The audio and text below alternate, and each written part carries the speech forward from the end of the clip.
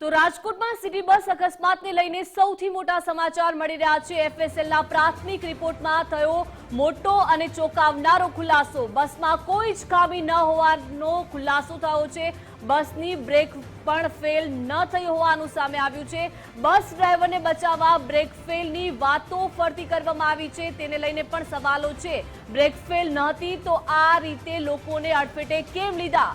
શું ચાલુ બસે ડ્રાઈવર અન્ય કોઈ પ્રવૃત્તિ પણ કરતો હતો? રાજકોટ સિટી બસ જે બેફામ ચાલી રહી હતી ને 4 લોકોનો જીવ લીધો છે, તો 2 થી વધુ ઈજાગ્રસ્ત લોકો સારવાર લઈ રહ્યા છે। જે રીતના અકસ્માત સર્જાણો હતો ને તેમાં કહેવામાં આવ્યું કે બ્રેક ફેલ થઈ હતી, પરંતુ એફએસએલ રિપોર્ટે સંપૂર્ણપણે આખી બ્રેક ફેલને લઈને છેદ ઉડાડી દીધો છે। રાજકોટની જે આ સિટી બસ જે બસથી અકસ્માત થયો છે તે બસ સંપૂર્ણપણે ફિટ હોવાનું સામે આવ્યું છે।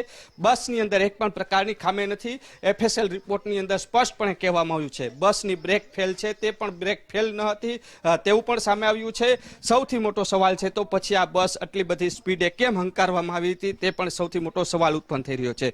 બીજી બાજુ બસની અંદર લાગેલા સીસીટીવી કેમેરા છે તેની ઉપરથી પણ ખબર પડી જશે કે ડ્રાઈવર છે તે શું કરી રહ્યો હતો, તે એક સૌથી મોટો સવાલ છે તે ઉત્પન્ન થઈ રહ્યો છે। કારણ કે જે રીતના લોકોએ ડ્રાઈવરને પકડ્યો છે ને તેને જે રીતના માર પણ મારવામાં આવ્યો છે, એટલે સૌથી મોટો સવાલ છે જે બસની અંદર બ્રેક ફેલ હોવાની વાતો કરવામાં આવતી તેમાં એફએસએલ રિપોર્ટનો ચોંકાવનારી હકીકત સામે આવી છે કે આ બસ જે છે આ એ જ બસ છે કે જેની બ્રેક છે તે કામ કરતી હતી, પરંતુ બસ ડ્રાઈવરે બ્રેક કેમ નથી મારી તે સૌથી મોટો સવાલ ઉત્પન્ન થઈ રહ્યો છે। એફએસએલ રિપોર્ટ સામે આવ્યો છે ને તેમાં ચોંકાવનારી હકીકત આવી છે સામે કે બસની જે કન્ડિશન છે તે સંપૂર્ણપણે ફિટ છે, બસની જે બ્રેક છે તે પણ યોગ્ય રીતે કામ કરતી હતી તે સામે આવ્યું છે। કેમેરા પર્સન કિશોર વાડોલિયા સાથે રહીમ લાખાણી, ગુજરાત ફર્સ્ટ, રાજકોટ।